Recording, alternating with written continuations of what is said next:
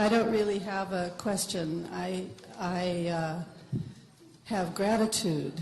I bow to each of you for your, not only your lucid comments and sharing, but how incredibly touching and moving your style of presentation is. It's a teaching for us.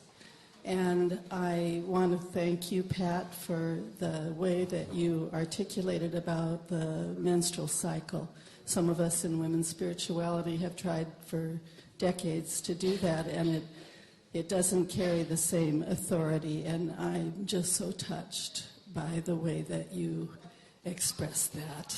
And Barbara, I want to say to you that, you know, we've struggled in women's spirituality and goddess conversations for decades over the sweat lodge question, and I've had many conversations or been in spaces with Native elders who have talked about it, but I have never heard anyone articulate it in the way that you just did. It was succinct, profound, and completely lucid, and I hope I got enough notes to pass it on.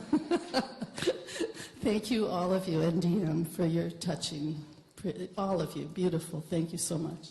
Thank you for the comment.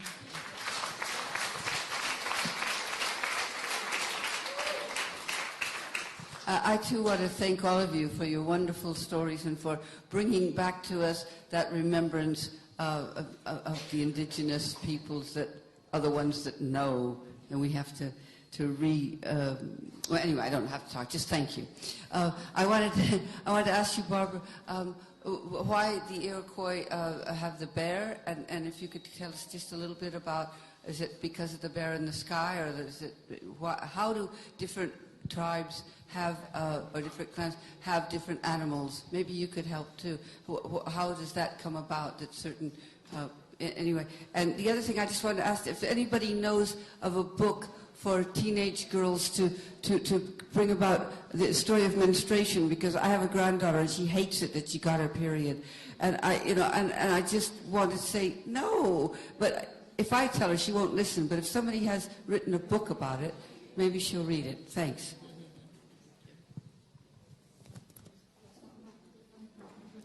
So are these all the questions and comments you had? Right.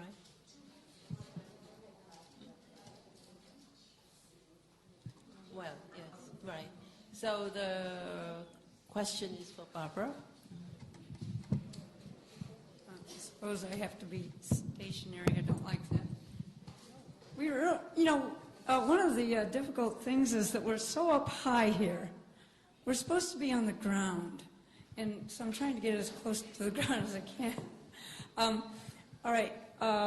First of all, before I go to the bears, I think it's important to say that what I've been told anyway is that once you hit menopause, once women hit menopause, that becomes the most powerful time of your life, because now you are safe to be around any medicine. Now you can walk by men's sweat lodge and not interfere with them. And now you can even go in the sweat lodge and not interfere with them, but I'd rather not kill anybody. But it's the most powerful time, and you're quite right. The Onondaga, they're the third family. Seneca's the fifth family. And we have the same traditions. In fact, most of the East has the same traditions. The grandmothers are, it's not just being old and Indian. You're also supposed to have a certain level of wisdom, and then you get selected. It's just kind of one day somebody walks up and says, okay, you're doing this now, which is what happened to me. Okay, now you're doing this. Oh, really? This is fun. And you have the responsibility now for carrying everything everywhere. That's why you're too tired to carry buffalo, because you're carrying everything else everywhere.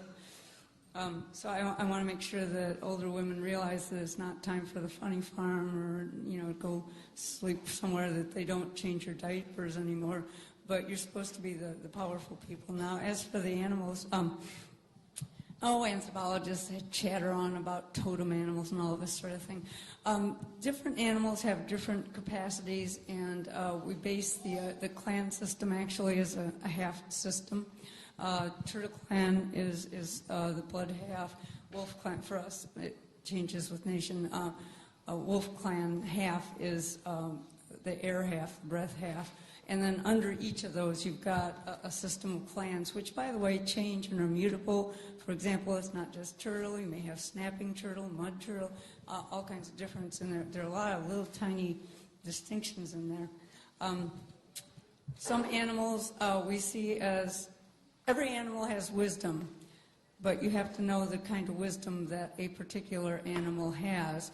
And some animals have or show to us a little more wisdom than others. The bear, very interesting because it crosses boundaries. Boundary crossing means that you know more than other people or other animals. He can walk on all four, but he can stand up and walk like a human being. He lives in a house. Bear lives in a house. And one of the things we know about our brother the bear is that if you go into a new land and you don't know that land and you don't know the plants there and you don't know what's there, follow around a bit. Don't get too close. If she's got cubs, she'll kill you. But follow her around and watch her. And sometimes we have trees, a lot of trees. Men would climb up high and then just watch and see where the bear went. Whatever bear eats, you can eat safely. Okay? And so sometimes red berries, you can't eat them. Watch bear. If bear eats them, you can too. If he's got a tummy ache, watch what he goes and eats. All right? If he doesn't feel good, watch what he's doing. For example, this is how we found out that you can take willow bark, scrape the inside of the willow bark, boil it down in 3 cups of water, and basically it's aspirin. And you can take care of fevers and that sort of thing. This is how we found out. We watched bear. He's got that kind of knowledge, which is very earth-based knowledge. Serpent, another woman's animal. Crosses every kind of boundary you can imagine. How many creatures can live underground, on the ground, on water, and in trees? Not many animals can cross that many boundaries. He must know a lot. We should listen to him, find out what he knows. The men, Wolf Clan men, learn to hunt by watching a wolf. Wolves hunt in packs, and they share what they kill. And all the men fire at once. We're talking with atlatl arrow, so that no one person can say that he brought down the elk or whatever they were hunting. All of them share equally in having killed the animal and in having whatever comes from the animal. And then they bring it home and give it to the eldest clan mother. The men don't actually own it. Women own it all. So you have this animal that has some traits that are like your traits. And Bear Clan women are supposed to have some of the earth kinds of medicines. I won't go into any more than that. Thank you. I guess I just wanted to say something of note about this buffalo medicine. So actually, we do go into the sweat, and what I was told is that when the women are in there all on their own, so oftentimes we'll put a buffalo skull on the altar, and when the women are in there on their own, we'll face the buffalo skull into the lodge. And that's because she has a certain relationship with the buffalo. But if there are men present, we turn the buffalo skull out. And that's because the man is the hunter. And we don't ask the buffalo to be quite that close to the hunter, although they have an extremely intimate relationship with the hunt and the kill and etc. and that giving. But the buffalo are actually trying to get themselves to the women. So it's interesting that you were saying that, because the women are going to butcher it. It takes quite a bit to butcher a buffalo. And they're going to make the clothes, they're going to make teepee, they're going to make, so once the life has been taken, then it's up to the women to make use of it for all the needs of the people. So there's those kinds of things. I would say that I started having dreams about an animal that became my first really deep family, teaching family, as Barbara's talking about, my teaching family. And that has been changing, although that animal will still always be my family, but then other animals will decide to adopt me, and it's been moving like that. So then, like as Barbara's saying, one of the things to do is to literally, I mean, you can even go online if you want to, but it's better to go find them somewhere if you can. But even whatever information, like you just begin to collect that information about your relative.